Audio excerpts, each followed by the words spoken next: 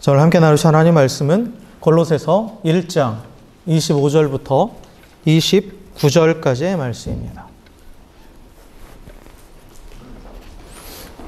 신약성경 골로새서 1장 25절부터 29절까지의 말씀, 우리 한 절씩 교독하도록 하겠습니다. 내가 교회의 일꾼 된 것은 하나님이 너희를 위하여 내게 주신 직분을 따라 하나님의 말씀을 이루려 함이니라.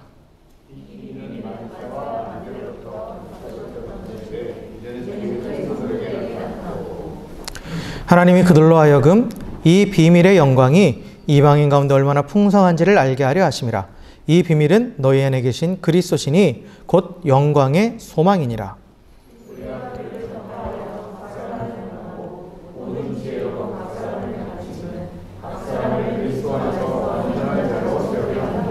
함께 읽습니다. 이를 위하여 나도 내 속에서 능력으로 역사하시는 이의 역사를 따라 힘을 다하여 수고하노라. 아멘. 아멘. 할렐루야. 할렐루야. 네, 우리 옆에 계신 분하고 이렇게 인사합시다. 당신의 얼굴을 보니 내 마음이 참 편안해집니다. 이렇게 인사하겠습니다. 네.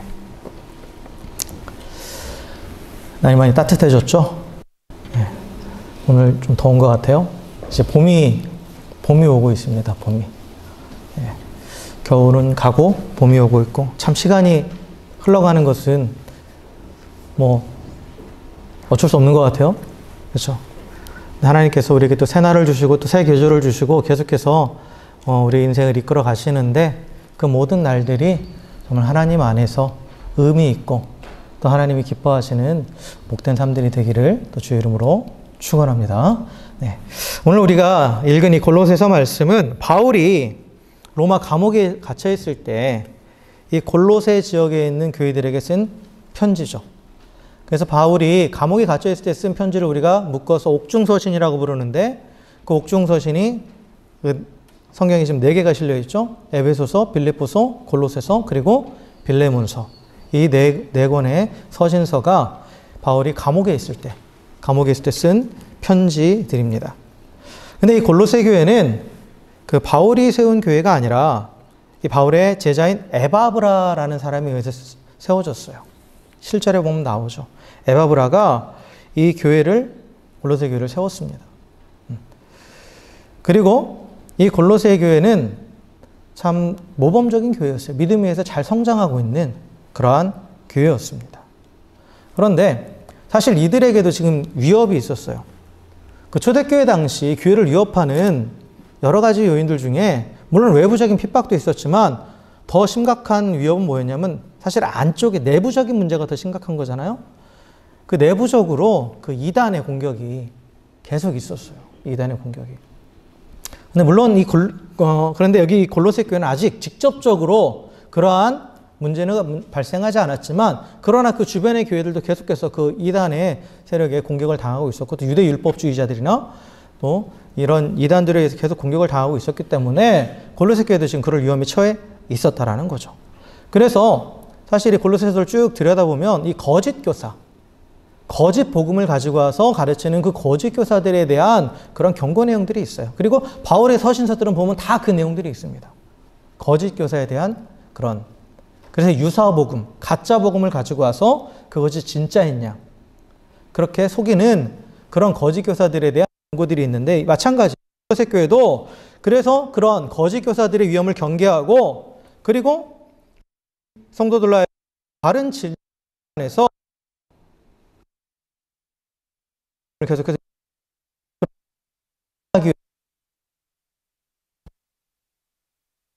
그래서 바울이 비록 이 골로새 교회가 자신이 직접 세운 교회는 아니지만 나는 이 교회뿐만 아니라 그 또한 모든 교회의 일꾼으로서 내가 하나님의 말씀을 이루기 위해서 이 직분을 받았다라는 말로 오늘 읽은 25절에 보면 그렇게 이야기하고 있습니다.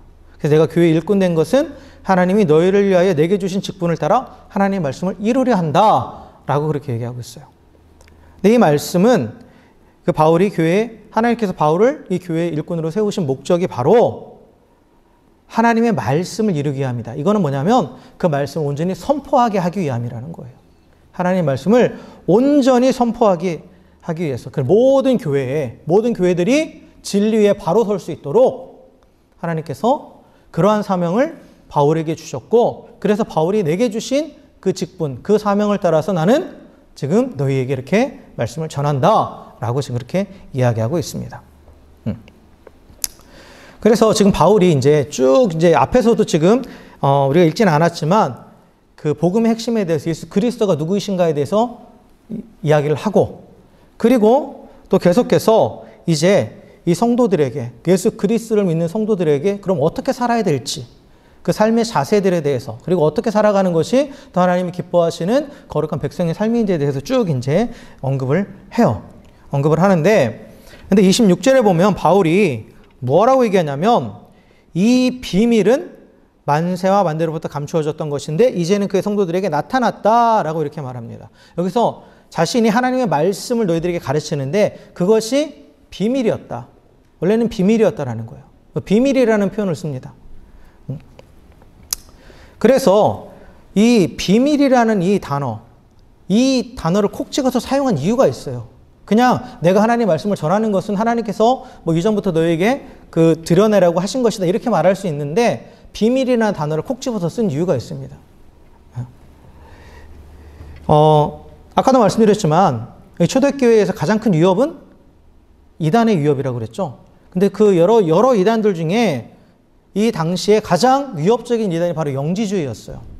그 영지주의자들이 주장이 뭐냐면 그들은 십자가 복음, 믿음만으로 구원받는 게 아니다예요. 그게 아니라 구원받기 위해서는 비밀스럽고 신비한 지식을 알아야 된다 라고 그렇게 가르쳤어요. 그래서 이 신비한 지식, 이 비밀이 은밀하게 어떤 특정한 사람들에게만 전해졌다. 그래서 그러한 사람들이 진정 구원받은 사람이고, 그리고 그런 사람들은 그 영적인 지식을 깨달았기 때문에, 구원받았기 때문에 육적으로는 마음대로 살아도 된다. 그렇게 주장을 했어요. 그래서 이들의 주장의 핵심은 뭐냐면 십자가 복음, 그것을 믿는 것만으로 구원받는 건 아니다라는 거예요.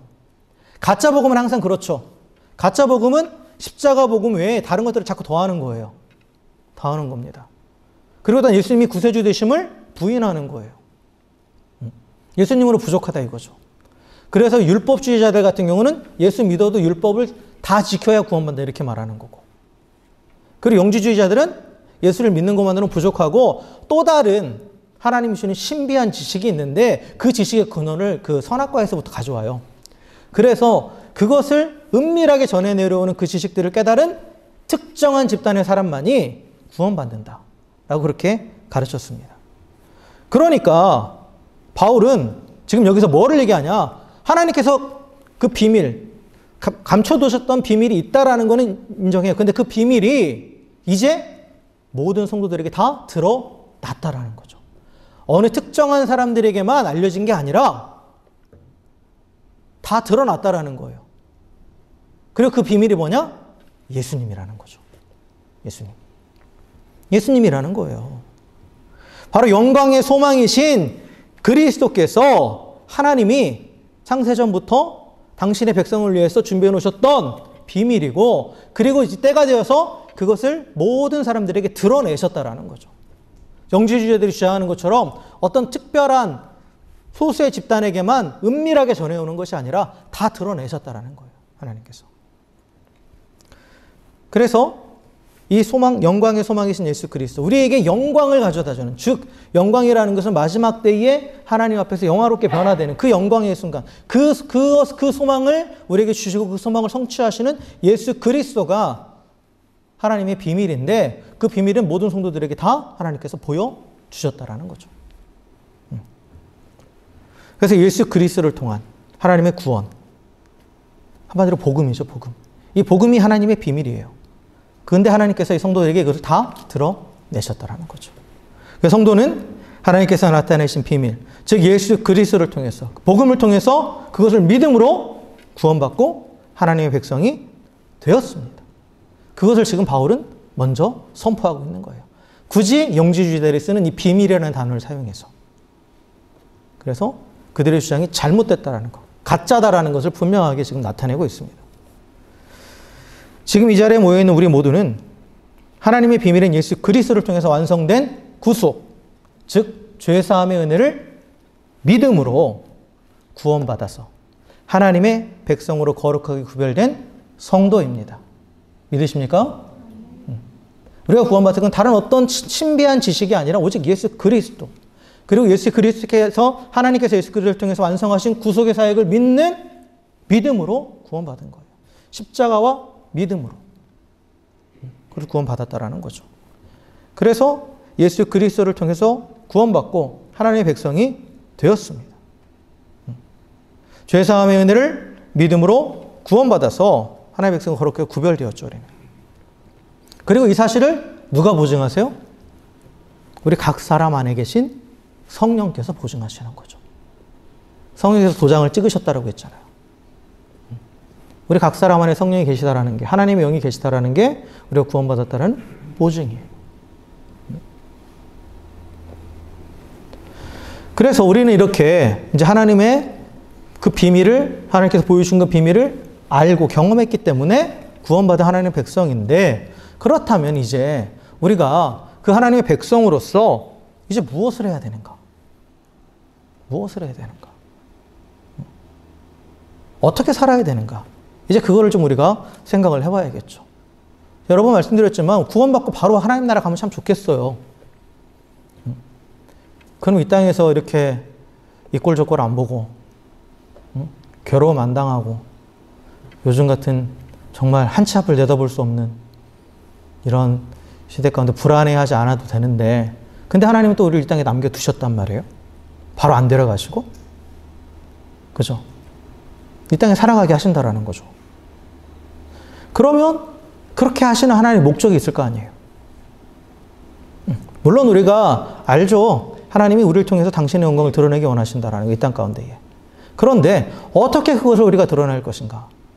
우리의 삶의 목적은 그것인데, 하나님의 영광을 드러내는 것인데, 하나님이 그러면 우리를 구원받은 하나님의 백성으로서 우리에게 기대하는 것이 무엇인가? 어떻게 그걸 이루기를 원하시는가? 그 부분을 우리가 한번 생각해 봐야 된다는 거죠. 그래서 지금 하나님의 백성된 이 성도들에게 하나님이 가지고 계신 목적, 무엇을 기대하고 계신가? 라는 것을 우리가 생각해 봐야 돼요. 그러지 않고 그냥 나 구원받았으니까 그냥 이렇게 살다가 나중에 죽어도 천국 가면 돼. 이거는 하나님이 원하시는 모습이 아니라는 거죠. 그래서 하나님께서 하나님 백성들 우리에게 가지고 계신 그 하나님의 목적이 있는데, 그걸 이제 결론부터 말씀드리면 하나님은 자기 백성이 그리스도처럼 되기 원하세요. 예수님처럼 되기 원하신다라는 거예요. 예수님처럼.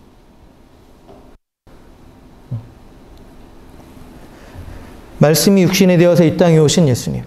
말씀이 육신이 되어서 이 땅에 오셔서 우리의 주와 그리스도 되신 그 예수님.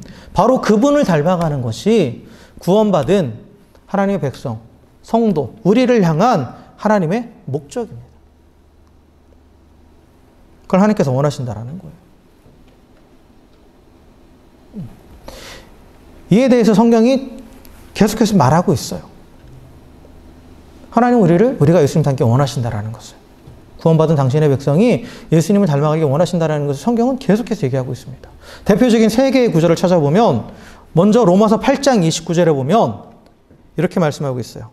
하나님이 미리 아신 자들을 또한 그 아들의 형상을 본받게 하기 위하여 미리 정하셨으니 라고 말해요. 여기서 미리 아신 자라는 것은 하나님의 예지, 예정을 말하는데, 여기서 예지란 미리 아셨다는 것은 하나님께서 구원하실 것을 미리 아셨다는 거예요. 누가 구원받을지, 구원받을 자가 누구인지, 그리고 우리를 구원하실 것을 미리 아셨다는 거예요. 그런데 그 구원받은 걸 미리 아신 하나님께서 뭐를 예정해 놓으셨다고요? 자기 아들을 본받게 하는 것을 예정하셨다는 거예요. 즉 예수님을 닮는다라는 거. 그래서 하나님께서 구원하신 하나님의 백성이 예수님을 닮는 것은, 이건 과거적이에요. 이미 예정하셨다라는 거예요. 하나님께서. 창세전부터 이미 예정되어 있던 일이라는 거예요. 이게 하나님께서 갑자기 주신 게 아니라 하나님이 이미 그렇게 창세전부터 그 목적을 가지고 계셨다라는 거죠. 우리의 구원에 대해서, 구원받은 하나님의 백성에 대해서 예수님을 예수님을 닮아가는 것, 그것이 하나님께서 가지고 계셨던 목적이라는 거예요. 그리고 또 두 번째 본문은 고린도후서 3장 18절입니다.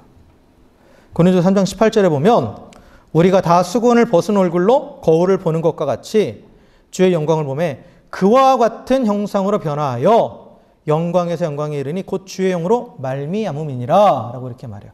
이것은 이제 아까는 과거였잖아요. 좀 전에 창세전부터 하나님이 갖고 계셨던 계획이에요. 목적이에요. 그리고 이제는 현재적인 관점에서 지금 이제 구원받는 이 성도가 지금 고백하는 거예요. 바울이 고백하는 게 뭐냐면 내가 이제 보니까 그리스도 형상으로 변화되고 있다라는 거예요. 변화되고 있다. 무엇을 통해서? 주의 영을 통해서. 성령님을 통해서 내가 지금 그리스도를 닮아가고 있다라는 거죠. 그러니까 성도를 그리스도를 닮게 하시려는, 그리스도처럼 되게 하시려는 그 하나님의 영원한 목적이 과거에 세워졌던 그 예정하신 그 목적이 지금 성령님을 통해서 실행되고 있다라는 거죠. 실행되고 있다라는 거예요. 그리고 또 마지막으로 또 하나 찾아볼 구절은 요한일서 3장 2절입니다. 이 본문은 아마 여러 번 말씀드렸을 거예요. 사랑하는 자들아 우리가 지금은 하나님의 자녀라. 장래에 어떻게 될지는 아직 나타나지 않았으나 그가 나타나시면 우리가 그와 같을 줄을 아는 것은 그의 참모습 그대로 볼 것이기 때문이니 라고 말씀하고 있어요. 자, 앞에 첫 번째 구절은 과거였죠. 두 번째 구절은 현재예요. 그렇죠? 그럼 마지막은 뭐겠어요? 미래죠. 미래에 장차 우리를 향해 영원히 예정된 그 하나님의 목적이 완성된다라는 거예요. 우리가 장차 어떻게 된다고요? 그와 같이 된대요. 여기서 그는 예수님이에요. 언제? 예수님이 오시는 그날이 되면. 그게 마지막 날이죠. 예수님이 다시 오시는 그날이 되면 우리가 그 앞에 서게 될 텐데 어떻게 서게 된다? 그와 똑같은 모습으로 선다라는 거예요. 예수님처럼 돼서 그 앞에 서게 된다라는 거죠. 그러니까 우리를 향해 영원히 예정되어 있었던 그 하나님의 목적이 지금 현재 진행되면서 마지막 날 어떻게 된다고요? 완성된다라는 거예요. 그래서 여기 지금 과거, 현재, 미래를 관통하는 동일한 목적은 뭡니까? 예수님을 닮는 거예요. 그래서 그리스도를 닮는 것은 하나님의 백성을 향한 과거와 현재와 미래를 관통하는 일관성 있는 영원한 하나님의 목적입니다. 그건 성도에게 적용되는 거예요. 구원받은 백성에게. 그래서 하나님은 그 목적을 위해서 지금도 일하고 계세요. 바울도 자신의 사역의 목적이 그것이라고 말해요. 동일하게. 하나님의 목적이 나의 목적이다. 그래서 28절과 29절에 보면 이렇게 말합니다. 오늘 본문의 28절과 29절에 보면 우리가 그를 전파하여 각 사람을 권하고 모든 지혜로 각 사람을 가르침은 각 사람을 그리스도 안에서 완전한 자로 세우려 함이니 이를 위하여 나도 내 속에서 능력으로 역사하시는 역사를 따라 힘을 다하여 수고하노라 라고 말하죠. 보세요. 바울이 복음을 전하고 그 사람들을 권면하고 각 사람을 가르치는 그 목적이 뭐래요? 각 사람을 그리스도 안에서 완전한 자로 세운다라는 거예요. 완전한 자로. 바울의 사역의 목적은 각 사람을 그리스도 안에서 완전한 자로 세우는 거예요.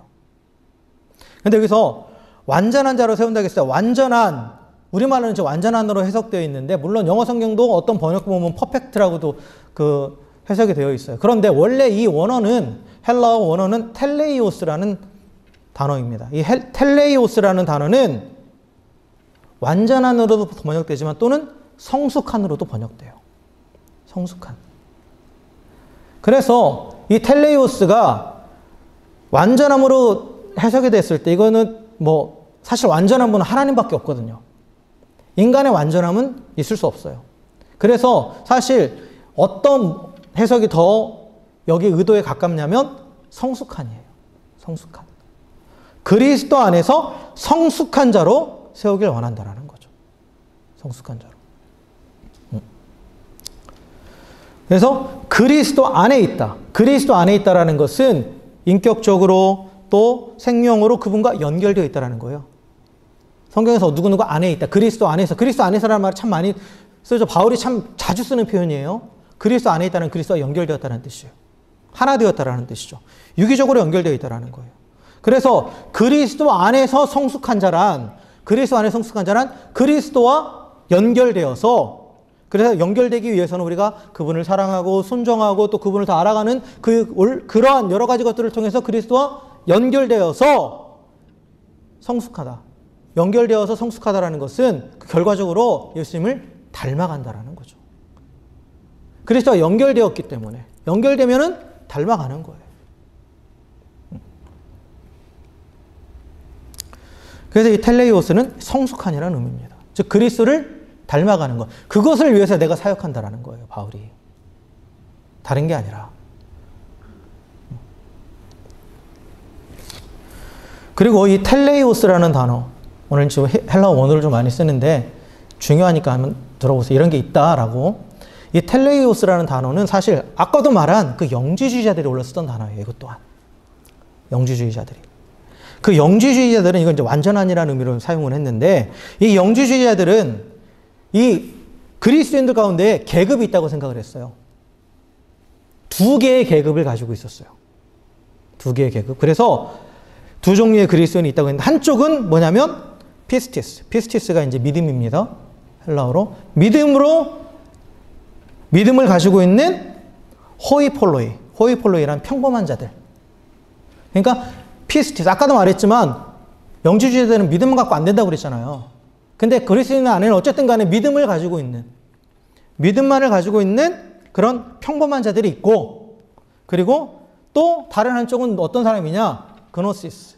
그노시스라는 것이 이게 특별한 지식을 의미하는 그 헬라어예요. 그래서 영지주의가 그노시시즘이에요.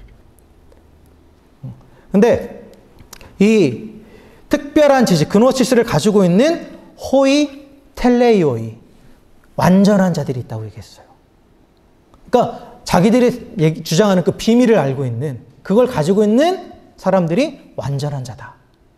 그래서 그 성도를 두 계급으로 나눈 거예요. 믿음만을 가지고 있는 평범한 자들과 특별한 지식을 가지고 있는 완전한 자들. 그럼 누가 더 낫다라는 거예요? 완전한 자들이 더 나은 거 아니에요. 평범한 자들보다 특별한 자들이라는 거죠. 그러면서 그리스도 안에서 두 계급으로 나눴죠. 그리고 진정으로 구원받은 자는 누구다? 이 특별한 지식을 가진 자들이다. 우리는 우월하다. 우리는 저 사람들과 다르다. 오늘날 이단이 그렇게 하지 않아요? 신천지도 그러죠? 우리는 우리만의 특별한 지식을 가지고 있다. 우리는 저 교회 크리스찬들과 다르다. 우리들은 특별해. 우리들만 특별히 선택받았어. 그렇게 얘기하죠. 그게 딱 계속 내려온 거예요. 그래서 성도 안에서 계급을 만들어버린 거죠. 계급을 만들었어요. 근데 바울은 이런 영지주의를 단호하게 반대했고, 또한 이게 어떻게 보면 엘리트주의예요. 기독교적인 엘리트주의. 이 엘리트주의를 단호하게 배격했습니다. 근데 이 엘리트주의가 사실 우리 안에도 은연중에 있습니다. 이게 꼭 이단만이 아니에요. 여러분, 교회 안에서 이런 엘리트주의 있는 사람이 어떤 사람이냐? 내가 새벽 예배 꼬박꼬박 하는데, 내가 헌금을 얼마 하는데, 내가 얼마나 열심히 봉사하고 섬기는데, 나는 저들과 달라. 이게 엘리트주의예요. 똑같은 엘리트주의입니다. 구원하고는 하등에 상관이 없어요. 하등에 상관이 없어요. 그리고 그것은 하나님이 판단하시는 거죠. 내가 판단할 게 아닌 거죠. 근데 은연중에 그런 엘리트 의식을 갖고 있는 그런 사람들이 있습니다. 그건 이단적인 사고예요. 어쨌든 간에 바울은 이러한 영지주의와 기독교 엘리트주의를 혐오하고 단호히 반대하면서, 그래서 그들이 사용하고 있는 단어를 가져왔어요. 그래서 텔레이오스라는 단어를 가져와서 이것이 성숙한 자라는 의미를 사용하면서 나는 모든 사람이라는 거예요. 각 사람은 모든 사람을 의미하는 거예요. 어느 특별한 사람만이 아니라 모든 사람을 그리스도 안에서 텔레이오이, 완전한 자로 세우기 원한다. 성숙한 자로 세우기 원한다. 그것이 내 사역의 목적이고 그것이 하나님의 목적이다. 라고 그렇게 가르치고 있는 거죠. 그러니까 모든 사람에게 열려있다는 거예요. 그리스도 안에 성숙한 것은. 어느 특정한 부류의 사람만이 아니라는 거죠. 그 성숙함에 이를 수 없는 사람은 없다라는 거예요. 누구나 그 그리스도께서, 하나님께서 원하시는 그 목적에 도달할 수 있다라는 거예요. 나는 그것을 위해서 사역한다라는 거예요. 그것을 위해서. 그러니까 우리도 마찬가지예요. 엘리트주의를 갖고 있는 것도 문제지만 또한 나는 안 돼. 나는 저 사람만큼 못해. 나는 그냥 뭐 믿는 것만으로도 뭐 감지덕지지. 이러한 것도 잘못된 생각이에요. 그리스도 안에서의 성장과 성숙, 이건 하나님이 모든 성도에게 원하시는 겁니다. 어느 특정한 사람에게만 요구하시는 게 아니에요. 어느 특정한 직분을 가진 사람만, 목회자만 절대 아니에요. 모든 성도에게 하나님이 갖고 계신 목적이라는 거죠. 그래서 바울은 내가 이 목적을 위해서 전력 투구한다라고 얘기합니다. 29절에 보면 이를 위하여 나도 내 속에서 능력으로 역사하신 이 역사를 따라 힘을 다하여 수고한다 라고 되어 있죠. 힘을 다하여 수고한다. 이걸 세 번역에 보면 힘을 다하여 수고한다는 건 수고하고 애쓴다예요. 이게 똑같은 말이에요. 수고하고 수고한다는 뜻이에요. 같은 말을 두 번 쓴 건 뭐예요? 강조죠, 강조. 온 힘을 다하고 있다는 거예요. 온 힘을 다하고 있다는 거죠. 이 헬라어로 동사로 이 두 가지가 수고함에 애쓰고가 물론 다르게 쓰였어요. 근데 이 수고하다라는 말이 앞에 있는 이 여기 보면은 우리가 힘을 다하다. 이건 앞에 있는 힘을 다하다. 이것은 농부가 그 열심히 수고하는 것, 그 수고를 묘사하는 단어입니다. 그걸 사용했고, 그 다음에 뒤에서 또한 수고한다, 애쓴다. 이것은 운동선수가 애쓰는 것. 운동선수가. 바울이 농부의 비유와 운동선수의 비유를 참 많이 했죠. 그래서 농부가 열매를 얻기 위해서, 열매를 얻기 위해서 땅을 파고, 씨를 뿌리고, 계속해서 수고하고 애쓰잖아요. 땀을 흘리고. 그런 것처럼 내가 지금 수고하고 있다. 또 운동선수가 면류관을 얻기 위해서 훈련하고 땀 흘리고 수고하고 계속해서 노력하는 것처럼 나도 지금 그렇게 수고하고 있다. 다시 말하면 내 모든 것을 다 거기에 혼신의 힘을 다해서 그 목적을 위해서 최선을 다하고 있다는 그런 의미입니다. 그런 의미예요. 그래서 바울이 지금 자기가 그렇게 전력 투구하고 있다는 거죠. 무엇을 위해서? 무엇을 위해서요? 이를 위하여. 여기서 이는 것은 그리스도 안에서 완전한 자로 세우기 위해서. 이것도 이중적인 의미예요. 첫째는 자신이 그리스도 안에서 완전한 자로 서기 위해서 전력 투구하고 있다는 거고, 또 하나는 골로새 교회 성도들을 그리스도 안에 온전한 자로 세우기 위해서 전력 투구하고 있다. 이 두 가지 의미가 다 들어맞습니다. 나 자신도 그렇게 되기 위해서 최선을 다하고 있고 애쓰고 수고하고 있고, 그리고 또한 우리 성도들, 모든 성도들을 그렇게 세우기 위해서 최선을 다하고 있다라는 거예요. 그래서 이 두 가지 목적이죠. 내 삶의 목적도 예수님을 닮는 것이고, 내 사역의 목적도 예수님을 닮은 자를 세우는 것이고, 이 두 목적이 다 그렇게 연결되는 거죠. 그래서 하나님의 백성으로서 삶의 목적은 그리스도를 닮는 거예요. 그리스도를 닮는 자가 되는 겁니다. 그리고 여러분이 하는 또한 성도로서 우리가 하고 있는 모든 사역의 목적도 뭐예요? 그리스도를 닮은 자를 세우는 거예요. 그것이 목적이 되어야 됩니다.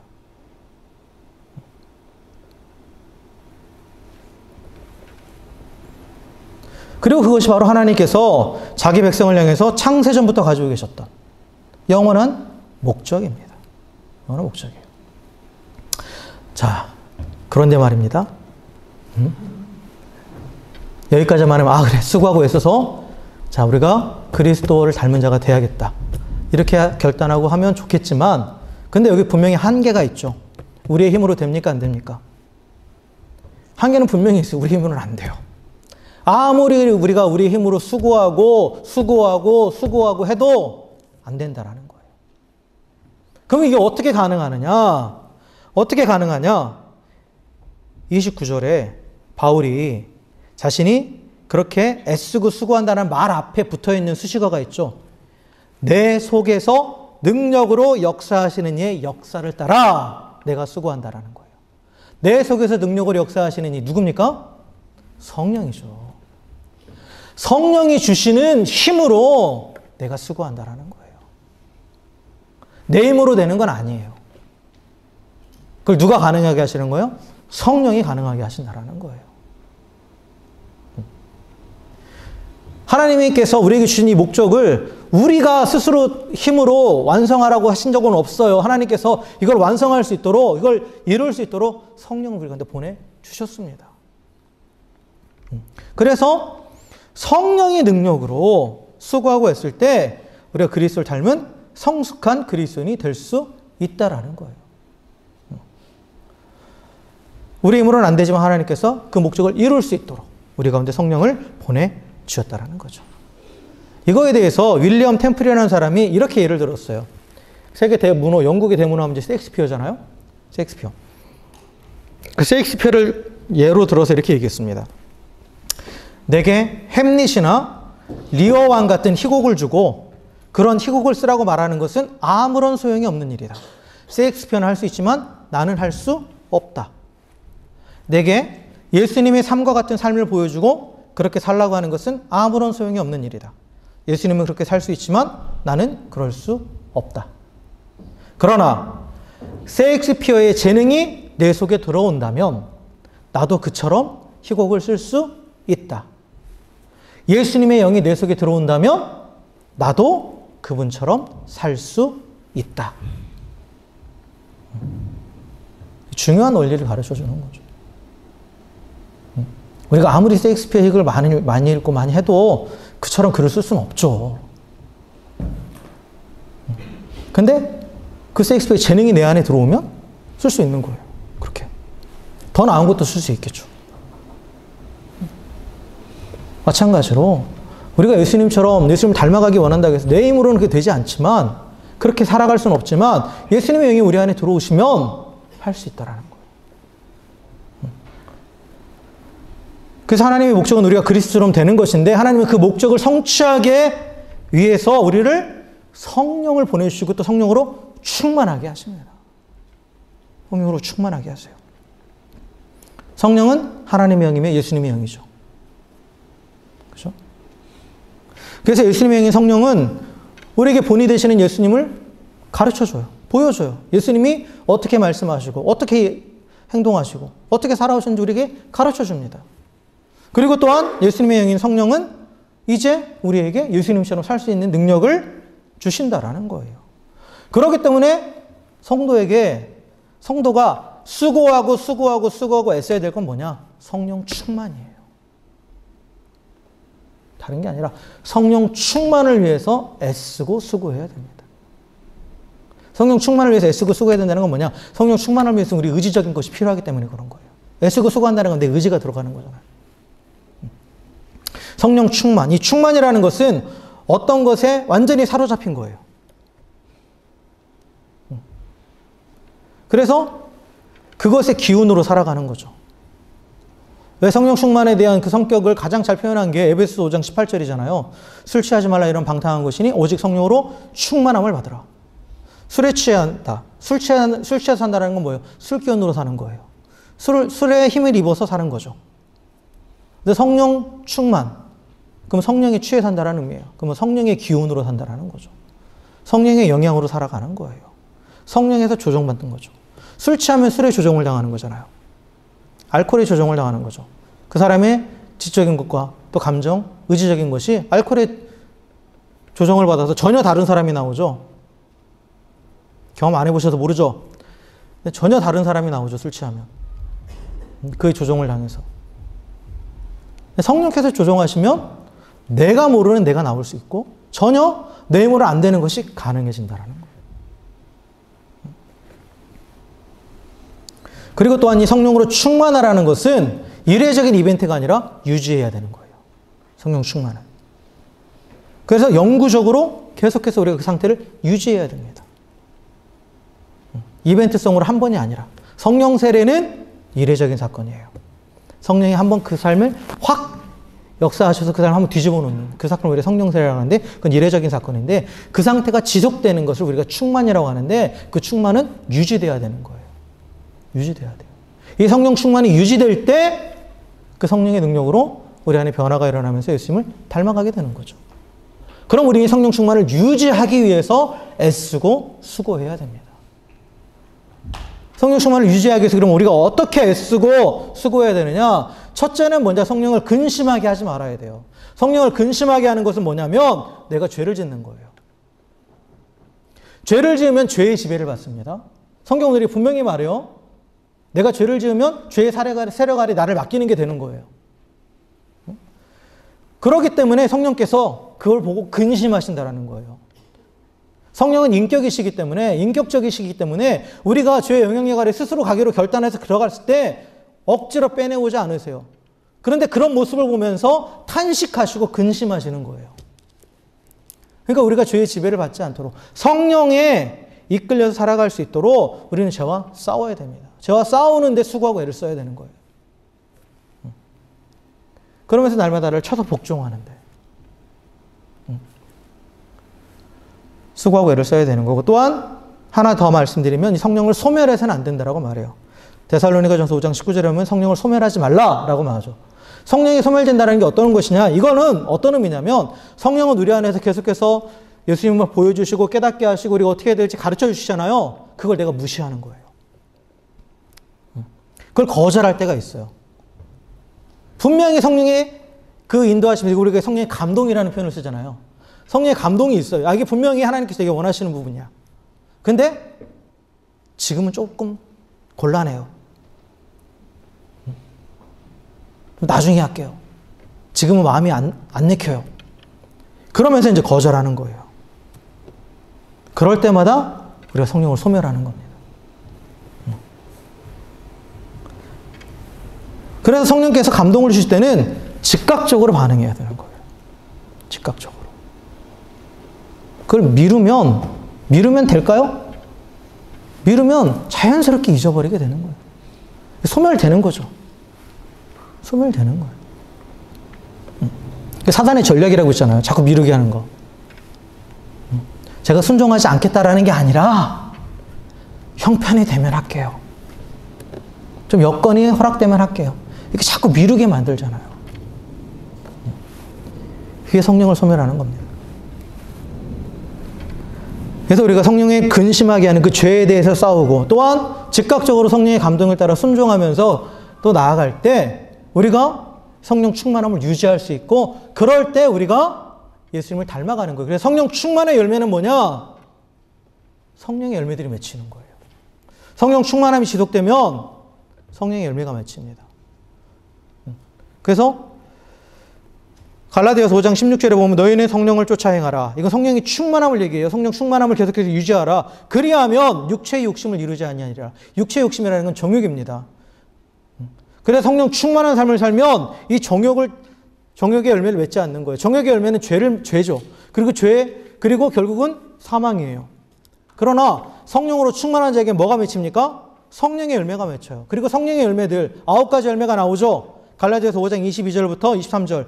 오직 성령의 열매는 사랑과 희락과 화평과 오래 참음과 자비와 영성과 충성과 온유와 절제니 이 같은 것을 금지할 법이 없느니라 라고 말하죠. 성령의 9가지 열매는 어떤 능력이나 이런 게 아니에요. 인격의 변화입니다. 인격의 변화예요. 하나님을 향한 태도의 변화, 다른 사람을 향한 태도의 변화예요. 이게 인격의 변화죠. 그런데 이 나타난 열매들이 결국 뭐예요? 예수님의 성품이에요. 예수님의 성품입니다. 그 예수님의 성품이 내 삶에 드러난다? 그럼 그게 뭐예요? 예수님을 닮는 거죠. 예수님을 닮는 거예요. 그래서 성령 충만함을 유지할 때 우리가 죄와 싸우고, 또한 그 성령께서 주시는 감동대로 순종하며 나가기로 수고하고 애씀으로 성령 충만함을 유지할 때 우리 가운데 성령의 열매가 맺혀서 우리는 예수님을 닮은 그리스도 안에서 성숙한 자가 된다라는 거죠. 그게 바로 하나님 우리 가운데 원하시는 목적이에요. 그 목적이 이루어져 간다라는 거죠. 말씀을 마무리하겠습니다. 사랑하는 성도 여러분, 우리는 모두 하나님께서 우리에게 주신 그 비밀, 예수 그리스도를 통해서 이루신 구속의 사역을 믿는 믿음으로 구원받았습니다. 믿으십니까? 네. 그런데 구원받은 이후에 여러분, 우리의 삶의 목적은 무엇입니까? 나는 이제 천국 뭐 가니까 이 땅에서는 그저 그냥 내가 원하는 거 하면서 살아야지. 그게 어떤 목적이 되어 있습니까? 내가 몇 살이 되기까지 돈 얼마를 모아야지. 뭐를 성취해야지. 물론 그런 것도 하나하나 성취해 가는 것도 하나님께서 우리가 허락하신 것일 수 있어요. 그러나 어떤 상황에서 우리가 절대적으로 잊지 말아야 될 가장 중요한 목적은 뭐냐? 바로 예수님을 닮는 거예요. 예수님께서 당신의 제자들을 부르신 것, 예수님께서 3년 반 동안 제자들에게 계속 공들이셨던 건 뭐냐? 그들에게 어떤 특별한 능력을 주시고 뭐 그게 아니에요. 함께 하시면서 예수님의 삶의 모습을 보고 그걸 닮아가기를 원하셨던 거예요. 그래서 예수님을 닮은 작은 예수를 만들기 원하셨죠. 그래서 3년 반 동안 동고동락 하신 거예요. 계속. 그래서 당신을 다 보여주셨죠.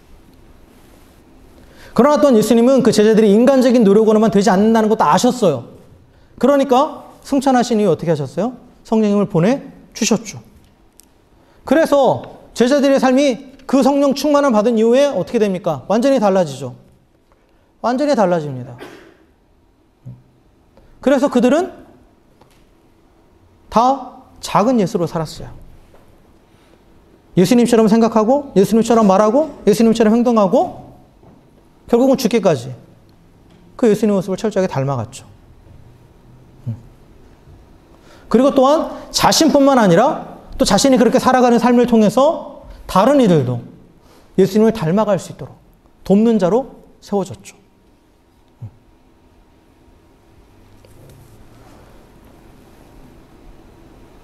그래서 예수님께서 우리를 구원하신 것은 단지 우리가 착한 사람, 좋은 사람으로 살아가기 위해서가 아니에요.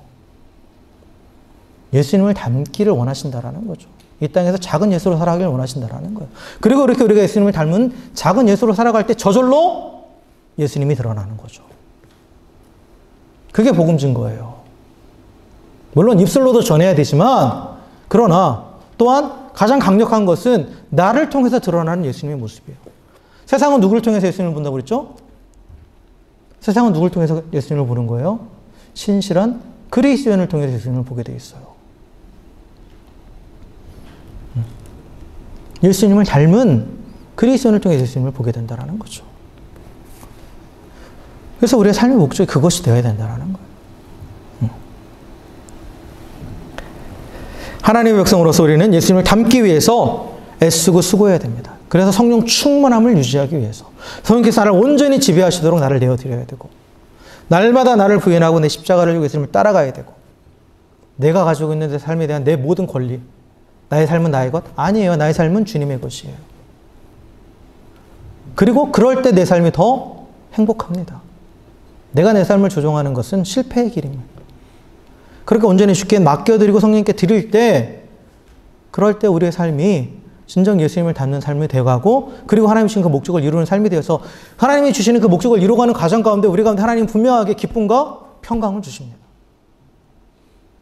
항상 기뻐하는 삶을 살 수 있게 되는 거예요. 그리고 성령 충만할 때 다른 이들을 또 그리스도 안에 성숙한 자로 세워갈 수 있다라는 거죠. 내가 그러한 본을 보일 때 바울이 그랬죠. 바울이 성도들을 향해서 빌립보서나 다른 데 보면 성도들을 향해서 한 말이 있어요. 너희는 나를 본받으라라고 말해요. 근데 이 말을 잘 이해하셔야 돼요. 인간 바울을 본받으라가 아니에요. 예수님을 닮아가는 바울을 닮아가라는 거예요.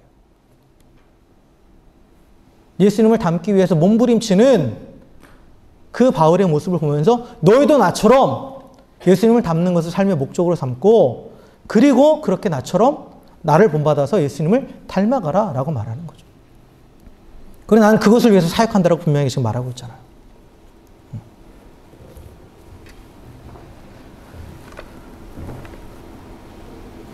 성령 충만의 삶을 유지해야 예수님을 닮은 성숙한 자가 될 수 있고 그리고 다른 이들을 그리스도 안에서 성숙한 자가 되도록 도와줄 수 있습니다.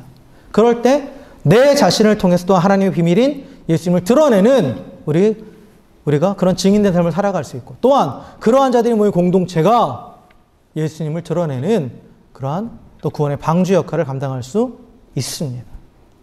그런 우리들 한 사람 한 사람 또 그런 우리 애들레드 은혜교회 되기를 주의 이름으로 간절히 축원합니다. 그래서 항상 성령 충만함을 구하고 또 유지함으로 내가 날마다 예수님을 닮아가는 그리스도 안에 성숙한 자가 되시기를 주의 이름으로 축원합니다. 또한 그로 인해서 다른 이들도 그렇게 성숙한 자로 세우는데 또한 쓰임받고 나아가 또 예수님 이 땅 가운데 증거하는 증인의 삶을 살아가는 우리 모두가 되기를 그 삶을 주의 이름으로 간절히 축원합니다. 함께 기도하겠습니다.